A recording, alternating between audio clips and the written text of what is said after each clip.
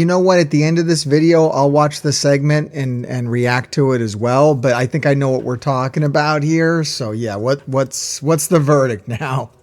So CM Punk suffers significant injury in WWE Royal Rumble. Yeah. And after watching it, it is a torn right tricep. He's going to miss WrestleMania. That sucks. Wow, that's a super bummer. Now, you know what bums me out even more than this? Is how many people are like gleeful over it. Like that really bugs me. Like nobody hates wrestling more than wrestling fans, right? Like what's with you guys? Yeah. Like what is this? Like don't like a wrestler, like a wrestler. Why do you have to be like gleeful when one of them's injured? Like I just can't fathom that, like being like giddy that a wrestler's injured just because you don't like their in-ring work, or like I don't know what that is. It's crazy. No, it's bad, but That's I think Moxley cursed him when he said fragile ego, fragile body, weak mind, weak spirit. I believe there's a curse. The curse of Moxley. Oh man, that was harsh. And yeah, I mean, he seems to be super injury prone, and everyone's going to be saying, the same thing basically. Like this guy's too old, he needs to retire, that kind of stuff. And I don't know if that's the case, or this is just a string of bad luck for him, or what's going on. Yeah, I just think he's super unlucky because honestly, I like the guy. I think he's entertaining, and the promo he cut on Raw, once you see it, you're going to enjoy it. It was a great promo. Yeah, I'm looking forward to watching that. And yeah, I'll do that reaction as part of this video because I don't know how much we got. We're pretty that's the big one, Yeah, is CM Punk going to be at WrestleMania? Answer no. So, do you think there's any chance for recovery time? Is anyone speculating that maybe there could be a surprise, a swerve? He could show up early. I mean, we had John Cena do that miraculous recovery. He was a younger guy though at the time, right?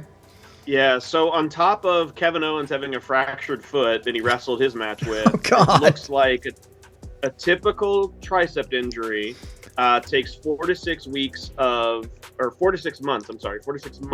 rehab and recovery. A long time. Which puts him, even at 4 months, puts him past WrestleMania. And that's to include Seth Rollins, who's hurt right now with his MCL and may or may not even make Mania. Yeah, both of these guys are injured and in trouble now. So yeah, that was rumored to be the match, was him versus Seth. And now, is this the same tricep that he injured in AEW as well? No, that was his left one. So oh no!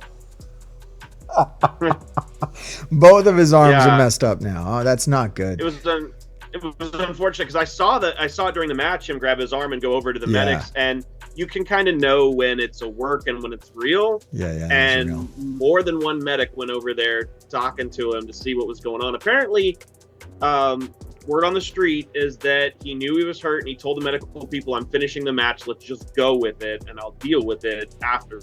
So props to him for pushing through, because that is not an easy injury to deal with. And I still don't believe that it was the plan for Punk to win the Rumble. I do believe that the original plan was for Cody to win the Rumble. So I'm not buying it, guys. I know it's down in the comments.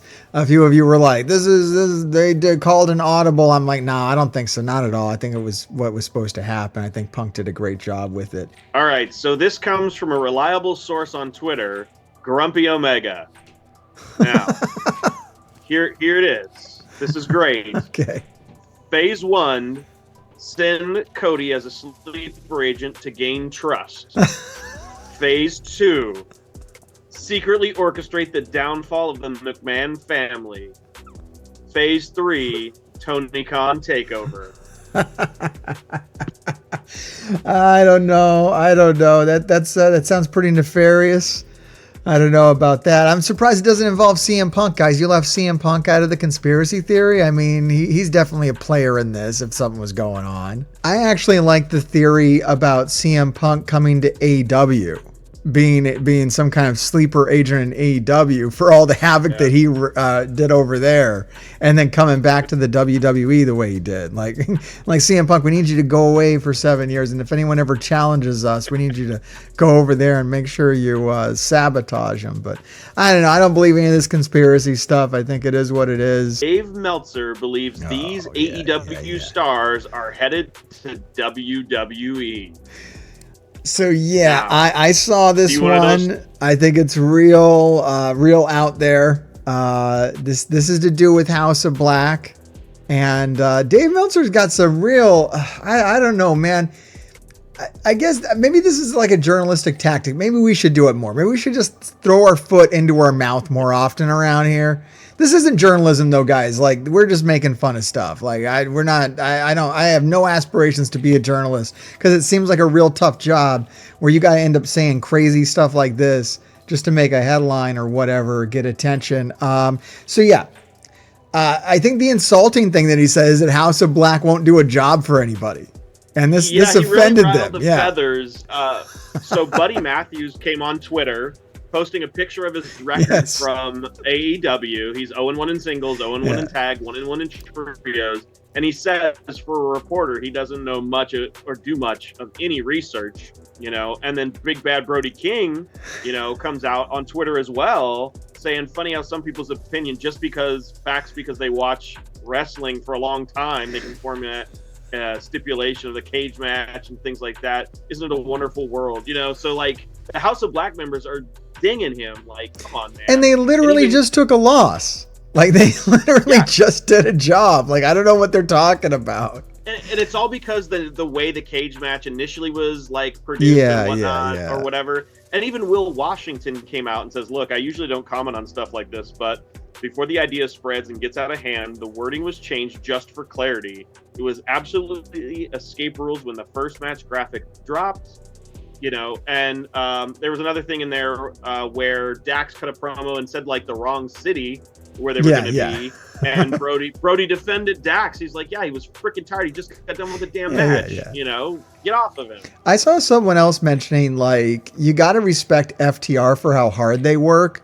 Like, maybe they say something dumb on the mic, or, maybe one of them pulls a gun on somebody in traffic. But like, at the end of the day, they are hard workers. They are incredible in the ring. They do more than they should ever do. They're extremely generous with everybody. You can't fault these guys, and I don't think it's fair to pick on the House of Black either, and how many rumors get spread about them. And I think it comes from them being quiet. I don't think they talk a lot. I don't think they talk to a lot of people, so like that just leads people to speculate and come up with these weird theories about them, and it's really not. I don't like it. It's not fair, and I guess the speculation is that Malachi Black and Buddy are going back to WWE as soon as possible. And Meltzer was really trying to paint them in like a negative light. As soon as possible is 2027 when their contracts run out. That's a good point. He tries to make it sound like it's tomorrow, but it might be 2027 at the earliest. And he was like, I don't know why they won't lose to anybody, because they're like, as soon as they're out the door, they're out the door. Like, what are you talking about, dude? Like, I think the House of Black, honestly, I respect any wrestler that wants to like stick up for their gimmick. And the House of Black's gimmick is that they're kind of tough, right? They don't lose all the time. Like, if the House of Black lost all the time, they'd be like a comedy act, right? Like, it wouldn't be what it is. Like, they're supposed to be intimidating, and you've got to stick up for that. The Undertaker being undefeated for so long, like, you got to protect that kind of stuff. Or else, what do you have? What's your gimmick then? What's your deal? These guys are not supposed to be underdogs. They're supposed to be dominant and scary. I don't think losing all the damn time is going to accomplish that goal. And I think to that point, they do plenty of losses. Malachi Black doesn't do singles wrestling. People like to throw shade at that. I don't know why he doesn't want to do singles wrestling. Maybe he wants to work with his crew. Maybe he's enjoying what he's doing. I don't know. He's not talking, so people are speculating. Maybe people need to shut the fuck up.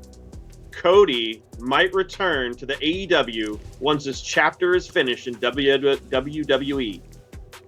I hear this. People say this all the time. Yeah. Rhodes, eyebrow-raising comments from Royal Rumble presser. Cody said. People say this about Cody all the time. Twitter, I didn't leave because of the Bucks and Kenny. Yeah, I didn't leave because of the Bucks or Kenny. I'm forever bonded to those men over what we created, and I'm very proud of it. And I didn't leave because of or have any issues with Punk. We got along. It wasn't money. It wasn't booking. Just a personal issue and my wanting to go for the big one. Yeah, that's it. And I firmly believe, a lot of people suggest this, and I don't think it's a crazy thought. I think very well Cody could end up back in AEW, but like at the very end of his career. Like, he's been very clear. One of the things I liked about the press conference was how clear Cody was that he is the guy. And Triple H backed him up on that too. And he's like, no, Cody's the guy. Like, we don't know when he's going to be the guy. Like, I actually, and now after watching the press conference, watching the Royal Rumble, I thought Cody had a real shot at winning. After I watched the press conference, I was almost convinced of the opposite. I'm like, this is not happening this year. A lot of people are speculating that he's going to win the Royal Rumble for the third time in a row, right? I think Austin did that, right? So I think, or I guess he'll be the only guy that's won it for the third time. Yeah, he'd be the only. So that would be an accomplishment for him. And then that will set up this like trilogy with Roman Reigns. And then he will win. And then we will surpass Hulk Hogan's record. That was also weird. I didn't mention that earlier. Like, how weird was it to have Hulk Hogan open up the Royal Rumble like right after this Vince McMahon business? I mean, they must have planned it ahead of time, but like, so awkward to have like that bit of history kind of juxtaposed. When you don't read the report, you don't know who to pull in or pull out other than Brock Lesnar for, vague reasons. Yeah, Brock Lesnar, that's another thing that came out is he definitely got shit canned out of the Royal Rumble and any plans for WrestleMania. Like, he is definitely persona non grata right now in WWE. Everybody knew it was him. Like, the report didn't say it and everybody's speculating. WWE knows it. They pulled his ass. I can't see any other reason for him to do it as well. But yeah, Cody Rhodes, I don't think he's going to win the championship this year, but I do believe he is the guy. I do believe they have that faith. I mean, he doesn't need the belt to be the guy. I don't know if you've noticed or not. I mean, it's pretty clear. It should be clear to everybody. He's on all the posters. He does all the promos. He's there every Monday night. He is pretty much the guy. Like, they're going to put his face on the lunch boxes. He does great even on social media because there was a guy in his comments that's like, what was the personal issue being booed? Because, you were booed and that's why you left. And he responded to that guy. It was like, haha, no, I was the heel. The fans are amazing. It ain't ever the fans. So, like, props to Cody for responding to something he didn't even need to touch. Yeah, no, he's great. And I see after him when it's time to pass the torch to someone else, which might be 5 years from now, right? It might be a good long time, maybe 10 years from now. When it's time for him to retire, he might do it in AEW, or at least do another lap around there. Or maybe by the time, guys, like let's open our mind up. We saw the partnership between WWE and TNA, right? With the champion coming in there, the women's champion, and that kind of awesome relationship that they worked there. We could see this happen with AEW. Like, why? Tony Khan's stated many times that he's open to it. He would work with the WWE. This is not a problem. I think that it was a huge mistake. I was thinking about this the other day. It's a huge mistake for WWE to shut down WCW. That literally killed wrestling. Like, for a lot of people, me included, shutting down WCW was not good for business. It was good for Vince McMahon's ego, but it wasn't good for business. I think what's good for business is for Burger King and McDonald's and Wendy's to exist and Sonic and whatever else, all the stuff, all the wrestling. So it appeals to more people and open up. Hey, Triple H is talking about how stupid and silly the Forbidden Door is. Great. Let's not have any doors. Let's let this all happen. Let's have federation championships occur. I mean, there's a great partnership between New Japan and AEW. Why can't we extend that to WWE? And what better guy to do it than Cody Rhodes? I mean, he's got connections in AEW like out his ass. I mean, there's all kinds of cool stuff that can happen there. And then you don't have to worry so much like, losing your talent to one company or the other company. You can have a fair exchange happen. It doesn't have to be a hostile takeover or anything. I don't know. That's me being hopeful. Anyways, thank you so much for coming in and giving us some more news topics. I guess I'm going to do that reaction to the CM Punk bit. I'll watch that on Raw, and then I'll let you know what I think of that, and we'll wrap up the video that way. But that'll do it for news today. Thank you so much, Rain Dragon. Tell everybody what to do. Grave diggers, keep digging. Really showing what best in the world means, and it doesn't mean he's the best wrestler. And I really like how he calls out his time in the UFC. I thought that was really cool to address that head on. I don't know if he's talked about that in other context or in other places, but I thought that was phenomenal how he owned that. That he went there, he got his ass kicked, but he did it, and how many people can say that they did that? So that was really cool, because I know a lot of people like to bag on CM Punk because he got his ass kicked in the UFC, but he did it. He went there and he did go do it, and that's something that not a lot of people got the balls to do, and he definitely did do that. I love this. I thought it was a fantastic promo. I mean, I think everybody's watching it. It really speaks for itself. I could not. This is a moment for Drew McIntyre, and for CM Punk to set him up this way as such a grand arch villain is really awesome. I've been watching Drew McIntyre's work now for, a couple of years, longer than that.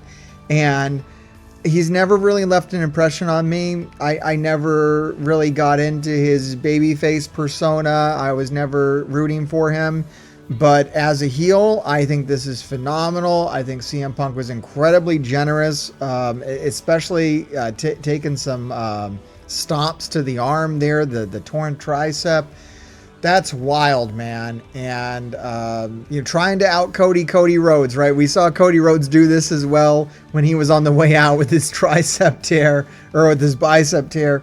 And what an amazing feud set up there. And we transfer that heat over to Sami Zayn. So maybe we'll see, Sami Zayn take on Drew McIntyre at WrestleMania. I also went ahead, I watched the segment with Cody Rhodes and Seth Rollins, and Cody Rhodes maybe going to challenge Seth Rollins for the title. WrestleMania is up in the air right now as far as who's going to do what. I mean, we got injuries all over the place. Plans are certainly being changed. Things are being shuffled around. I'm excited to see CM Punk come back. CM Punk is definitely coming back. I think that this is just going to be a bump in the road for him. That's what he kept saying, and that's what seems very, very likely here. We're going to see CM Punk, main event a WrestleMania some other year. We're going to see Cody Rhodes win a WrestleMania some other year. I don't think we're getting it this year, guys. I think we're setting up a trilogy here. Roman Reigns, I've said it before, he can't be beaten. He's going to beat Hulk Hogan's record. I think that's for the best. I think get that distinction off of Hulk Hogan. Make Roman Reigns the guy, because it's sunk cost fallacy at this point, guys. We're so far in with Roman Reigns, and you just got to acknowledge your tribal chief. And I don't know what else to say about it. Maybe I'm still broken. I'm enjoying what the WWE is putting down right now, more than I have in a long time. So I think it's really cool. I've definitely got my eyes on it a little bit. I'm going to really be watching the show when it comes to Netflix. And there's been a lot of talk about the Netflix thing. I haven't really weighed in on that, because who the hell am I to weigh in on that? What do I have to do with it? But the one point that I agree with is that I really hope that they do something different, that they take this advantage when they go to Netflix to repackage the show and put on something different and unique. And what I mean is, they can do whatever they want. They don't have commercial breaks, right? You can put on amazing matches. You can do Lucha Underground, pre-film things. The WWE can go mess with AEW, put the show on Wednesday. They can put it on any day. They can film their house shows. Who knows what they're going to do with this ability to kind of go live whenever they want, theoretically, because there's no other competition when it comes to streaming. There's no rules. And I hope they embrace the fact there's no rules. Hell, they could bring back blood and swearing, and they could out AEW. I don't know what they're going to do on Netflix, guys. I hope that they really take advantage of the format. They push the boundaries and make it interesting again, because I want to watch it. I want to enjoy what the WWE is doing. I haven't enjoyed it for a very long time. It doesn't seem like they're willing to do it on a network. So watching Raw isn't, I'm just watching like the internet clips. but I'm excited for the Netflix deal. Everybody's got Netflix. This puts the WWE probably in more homes than they've been in a while, ever since people have been migrating away from cable, right? I haven't had cable in 20 years. It's been 20 years since I had cable TV in my home. I actually literally got Netflix to get away from cable and commercials. And I've been successfully doing that for a very long time now. Of course, now we got, 5 or 6 different streaming services in my house. Anyways, let me know what you think about all this, these news stories, CM Punk and Netflix. A lot of interesting stuff going down just in the last couple of days since we did this. Let me know if you still like this video, how often we should be doing these. I mean, maybe we need to do these every day. I don't really know, guys. This channel's taking a turn. There's really no AEW Fight Forever news to talk about. We're still waiting for some more information on that. I did my last kind of speculation video on that, and then I'm kind of out here in the wind. I don't really know what to do, but people seem to be enjoying these quite a bit. I really appreciated the comments on the last video, and you guys watching for so long. Definitely let me know if you watched all the way to the end of this. And grave diggers, keep digging. Stop what you're doing, baby, and follow Mr. Hargrave from parts unknown, if you will, baby. I've seen the demon's face. Mark joined one half a private party, say what up to the grave diggers, and keep doing your thing. On my knees in praise of the horrible things that took her away. Watch another video or be cursed.